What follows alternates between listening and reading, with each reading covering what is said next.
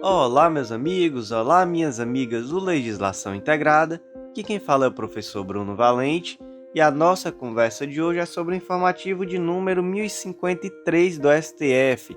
Informativo esse repleto de decisões importantes e que faz parte do informativo semanal de número 84 do Clube da Lei. Mas antes de começar, fica aquele convite: se inscreve no nosso canal no Spotify, Google Podcasts, Apple Podcasts, YouTube, Deezer, por onde quer que você esteja nos escutando. Não deixa também de ativar o sininho para ficar sabendo de todas as novidades, curtir o conteúdo, porque assim você indica para a plataforma que esse conteúdo é relevante e ela vai indicar ele para outras pessoas.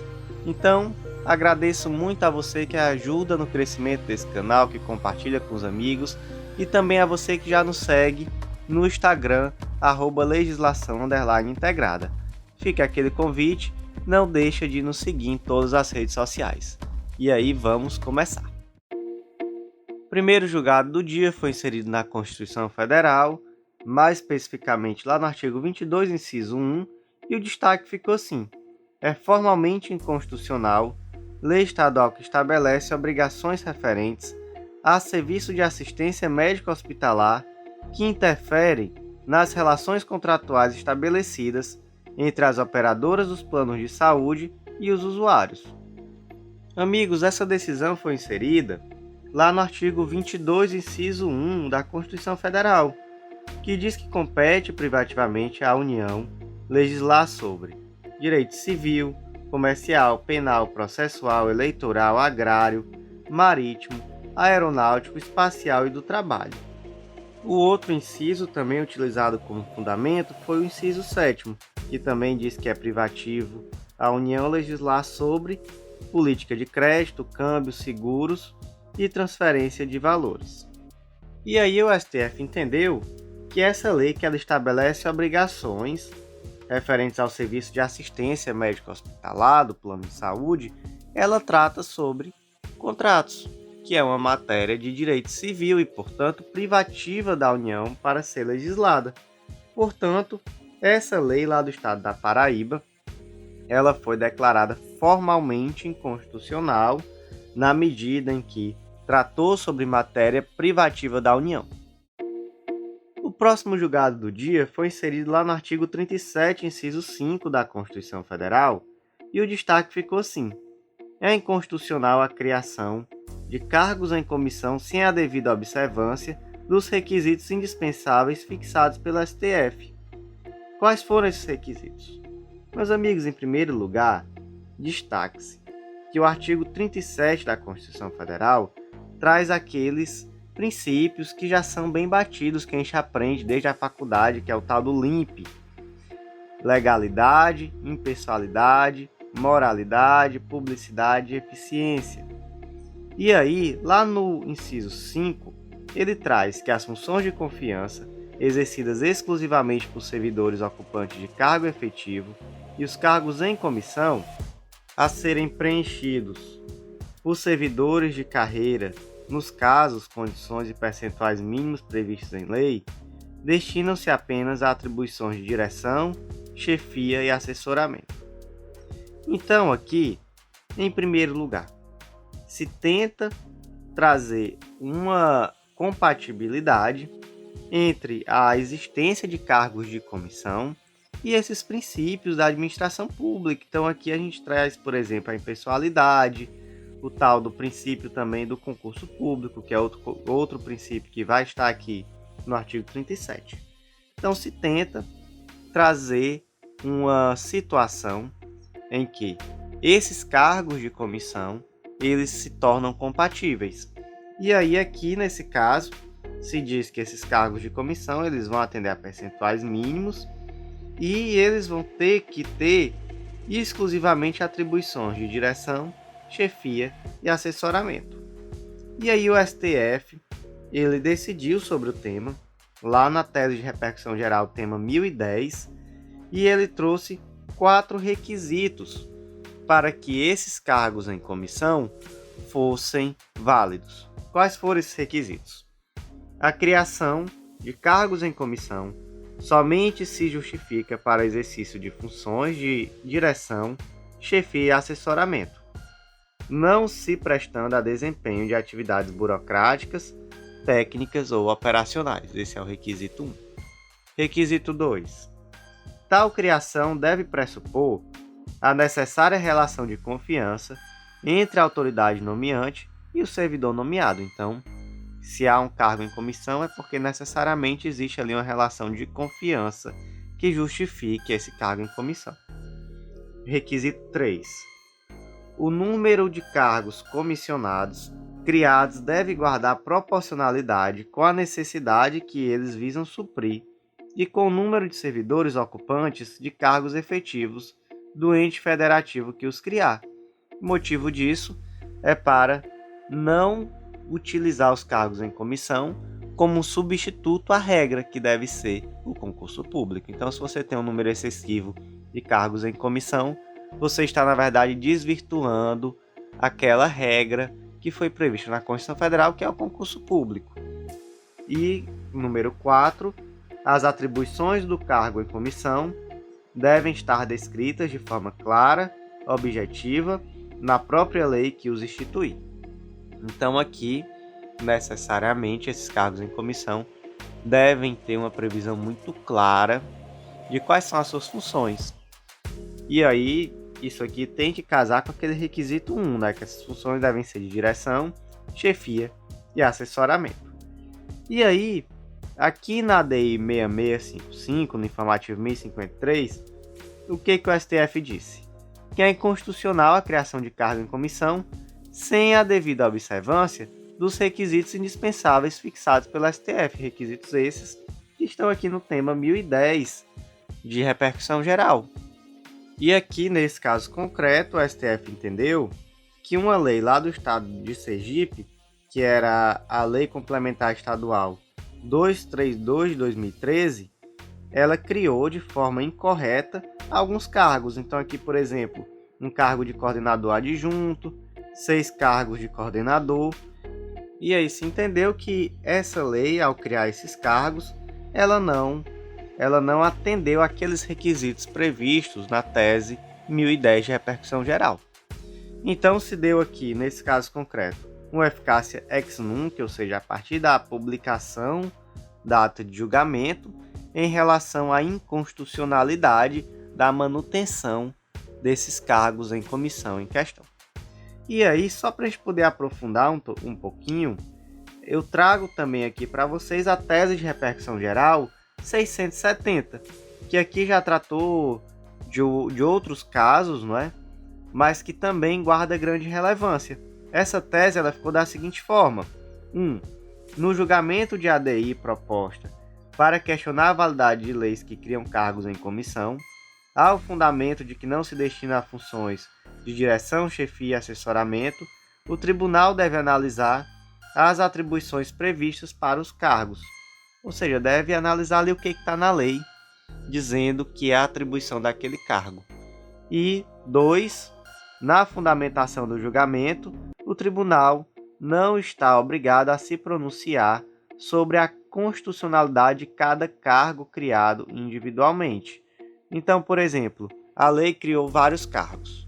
Veio a Lei Complementar 123 do Estado do Ceará, criando cargos em comissão. Aí alguém propôs ali um ADI dizendo, olha, isso aqui é inconstitucional porque não atende a tese de repercussão geral 1010 do STF, não atende aquilo que está previsto também lá no artigo 37, inciso 5º da Constituição Federal. O que acontece aqui? O ministro do STF ele vai pegar. O que ele vai ter que olhar para dizer se é constitucional ou não? Ele vai ter que olhar as funções que estão previstas na lei de criação. Então ele vai pegar a lei e vai ver, aqui nesse cargo em comissão, a atribuição aqui é uma atividade de direção, chefia e assessoramento? Ou não, é meramente burocrático? Então ele vai ver o que está na lei de criação do cargo para poder analisar. E, gente, isso daqui faz sentido ser assim, porque, veja, é um ADI. Se se está tratando de uma ADI, a análise é em abstrato. Não importa, nessa análise em termos de ADI, se aquele indivíduo na prática está carimbando papel. Não, aqui ele está com uma atividade na prática totalmente diferente do que está previsto na lei que instituiu. Mas, gente, isso daí não é matéria de direito, de ação abstrata de análise de constitucionalidade. Portanto, a ADI ela vai verificar o que está na lei, quais são as atribuições que estão na lei. E aí o segundo ponto. E se forem vários cargos, é necessário a análise individual de cada cargo? E aí o STF também disse que não. O judiciário não está obrigado a se manifestar sobre cada um desses cargos individualmente. Então ele pode, basicamente, se manifestar de uma forma geral sobre todos aqueles cargos que estão previstos na lei de criação. O próximo julgado do dia foi inserido lá no artigo 53 da Constituição Federal, e é um julgado que trata também sobre o caso Daniel Silveira, caso esse que já foi objeto nosso aqui, lá no informativo de número 1006 do STF, que tratava sobre os requisitos da prisão preventiva naquele caso, foi objeto de novo, lá no informativo 1051, inclusive tem podcast sobre o assunto aqui do informativo 1051, que já tratava sobre esse tema da liberdade de expressão, que vai ser tratado aqui de novo, e que tratava também da questão da abolição crimes ou não em relação a delitos da Lei de Segurança Nacional. E aí, em relação a esse tema, a gente viu que em relação aos delitos praticados pelo Daniel Silveira não houve abolição crimes. E aqui temos dois destaques sobre esse tema novamente. Então, tema de grande relevância, uma ação com ampla cobertura da mídia, com amplo debate público. Então, tem tudo para você debater sobre esse assunto. E outra coisa, ainda vai sair em outros informativos, porque teremos aí muito em breve uma decisão sobre a questão do decreto de indulto, né, ou melhor, de graça que foi concedido ao Daniel Silveira, e eu estou muito ansioso por esse julgamento. De verdade, eu estou muito ansioso para saber o que vai ser decidido. Mas vamos lá, sem mais delongas, o primeiro destaque desse julgado ficou da seguinte forma: a liberdade de expressão não alcança a prática de discursos dolosos, com intuito manifestamente difamatório, de juízos depreciativos de mero valor, de injúrias em razão da forma ou de críticas aviltantes. Em outras palavras, não é possível o indivíduo se valer da sua liberdade de expressão para cometer crimes contra a honra. Então, não se confunde com liberdade de expressão ficar chamando o ministro do STF de bandido, ficar chamando de canalha, enfim, ficar aquela coisa toda que sabemos que foi o que aconteceu no caso Daniel Silveira. Então nada disso se confunde com liberdade de expressão. Inclusive, em relação a isso, claro que o caso Daniel Silveira teve outros crimes, né? Inclusive crimes contra a ordem democrática, antigos crimes que estavam lá na Lei de Segurança Nacional e que houve continuidade tipo normativa com crimes que agora estão no Código Penal, lá no finalzinho do Código Penal, naquele capítulo dos crimes contra a ordem democrática. Mas também aqui, crimes contra a honra, injúrias. E aqui, nesse julgado, o STF, mais uma vez, assim como ele já tinha tratado lá atrás, no informativo 1051, ele disse que a liberdade de expressão não abrange práticas criminosas. Algo que todo mundo já sabe e que devemos ter muito cuidado no nosso dia a dia, nas redes sociais especialmente, com aquilo que falamos, com a forma que falamos. Segundo ponto, a garantia da imunidade parlamentar não alcança os atos praticados sem claro nexo de vinculação recíproca entre o discurso e o desempenho das atividades parlamentares. Isso por quê? Porque naturalmente a defesa tentaria, ou melhor, tentou afirmar que qualquer eventual excesso praticado pelo Daniel Silveira estaria acobertada pela imunidade parlamentar. E o STF esclareceu que não, esclareceu que a imunidade parlamentar ela está restrita àquelas situações que são íncitas à atividade parlamentar e que os atos praticados não estavam inseridos nesse contexto. Então, essa foi a decisão do STF em relação a esses dois pontos específicos e ficam aqui esses dois destaques. E o último julgado do dia, informativo hoje bem pequenininho, ele é muito interessante, então escutem com muito cuidado esse destaque. Ainda é constitucional a Resolução 491 de 2018 do CONAMA, que dispõe sobre padrões de qualidade do ar. Entretanto, nova norma deve ser editada. Por que é interessante?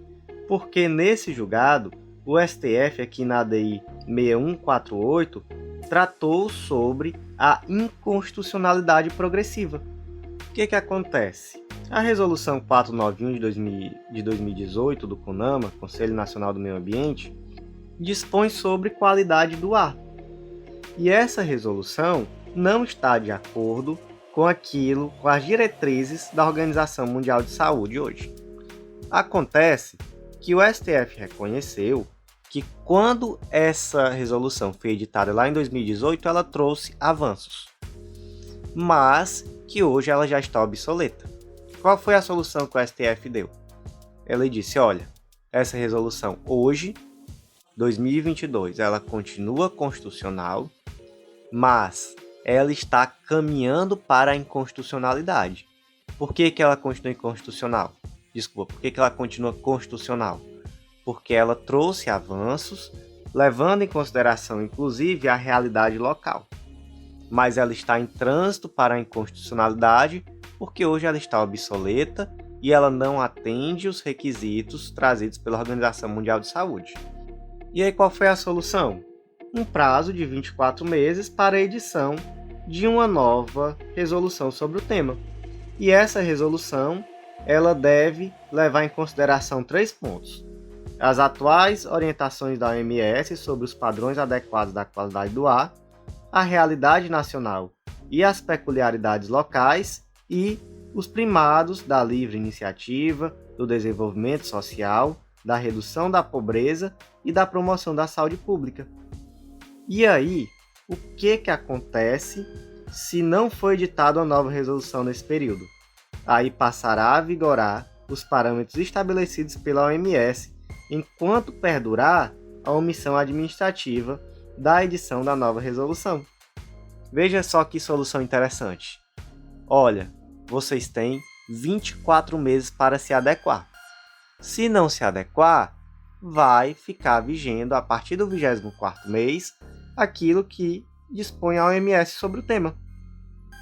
E aí, caso você se adeque, ótimo. Até lá, durante 24 meses, essa resolução continua sendo aplicável. Então, por hoje é isso, meus amigos. Eu agradeço muito a você que ouviu até o final. E eu queria só fazer aqui um destaque que a semana foi super corrida e nós tivemos muitos planos de leitura novos, todos eles sem nenhum custo adicional para quem já é nosso assinante.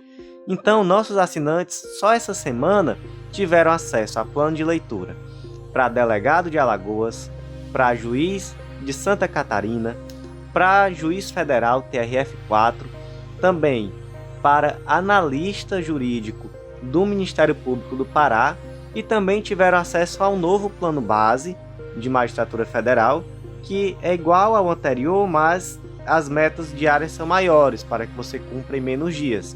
Então, enquanto o plano que nós já tínhamos tem 100 dias, continua lá esse plano. Agora, caso você queira fazer em menos tempo, também temos um plano de 59 dias. Então, 5 planos de leitura novos só em uma semana. Realmente foi bem agitado, corremos muito, mas conseguimos trazer isso para os nossos assinantes. Além de que, felizmente, material todo atualizado, tudo em dia. Pelo último informativo que saiu na semana que acabou de passar. Então, felizmente, fechamos mais uma semana com sensação de dever cumprido, tudo atualizado, tudo certinho. E aí, você que ainda não está no nosso clube, fica aquele convite, vem fazer parte, que nós temos esse compromisso muito claro com vocês. Então por hoje foi isso, até a próxima e um grande abraço.